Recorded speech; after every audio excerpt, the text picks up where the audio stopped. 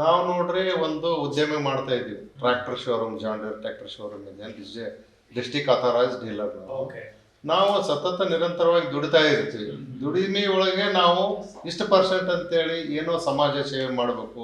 ಯಾವ್ದೋ ಬಡ ಮಕ್ಕಳು ತಂದೆ ಇರೋದಿಲ್ಲ, ತಾಯಿ ಇರೋದಿಲ್ಲ, ಕೂಲಿ ಮಾಡ್ತಿರ್ತಾರೆ ಅಂತಾರೆ. ಏನೋ ಅರಸಿ ಬಂದಿರ್ತಾರೆ ನಂಬಲ್ಲಿ. ನಮ್ಮ ಮಕ್ಕಳಿಗೆ ಓದ್ಬೇಕನ್ನೋ ಇಂಟ್ರೆಸ್ಟ್ ಆದ್ರಿ, ಇಲ್ಲ ಆಜು ಬಾಜಾರ್ ಮನೆಯವ್ರು ಹೇಳ್ತಾರೆ ಇವ್ರಿಗೆ ಓದೋ ಇಂಟ್ರೆಸ್ಟ್ ಆದ್ರಿ, ಏನೋ ಒಬ್ರು ಕರ್ಕೊಂಡ್ ಬಂದ್ರ ನಮ್ ಕೊಡೆಕಲ್ದವ್ರು.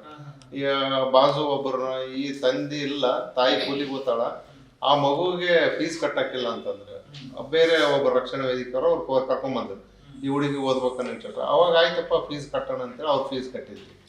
ಅವ್ರ ಸ್ಕೂಲ್ ನಡೀತಾ ಇದೆ. ನಾವ್ ಹೇಳಿದ್ವಿ ಏನೇ ಇದ್ರು ಬಟ್ಟೆ ಪುಸ್ತಕ ಯಾವ್ದೇ ಇರ್ಲಿ ನಿಮ್ಗೆ ಕೊಡತಕ್ಕಂಥದ್ದು ಜವಾಬ್ದಾರಿ ನಾವು ಮಾಡ್ತೀವಿ ನಿಮ್ಗೆ ಅಂತೇಳಿ. ಅಂತವ್ರಿಗೆ ಯಾರು ಕೈಲಾಗೋದಿಲ್ಲಲ್ಲ ಅಂತವ್ರಿಗೆ ಸಹಾಯ ಮಾಡೋಣ. ನಾವು ದುಡಿದ್ರೊಳಗೆ ಇಷ್ಟು ಪರ್ಸೆಂಟ್ ಅಂತ ಹೇಳಿ ಹೆಲ್ಪ್ ಮಾಡೋ ವಿಷಯಕ್ಕೆ ಕೈಗೊಂಡಿದ್ದೀವಿ.